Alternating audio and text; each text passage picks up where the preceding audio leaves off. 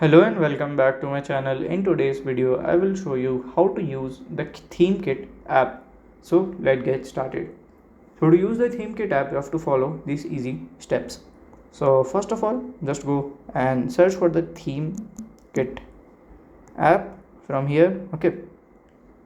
So here we can see the ThemeKit app. So it's opening. So here we will just do continue. Then you can do continue. Okay, just I know you can just do. So from here you can just select any theme that you want to select it, and you can just push into your your phone, and it will be applied. So by this way you can use your theme kit in your device. And if you have any question related to this app, you can let me know in my comment section. And if you find this video helpful, make sure you like, subscribe and share the video.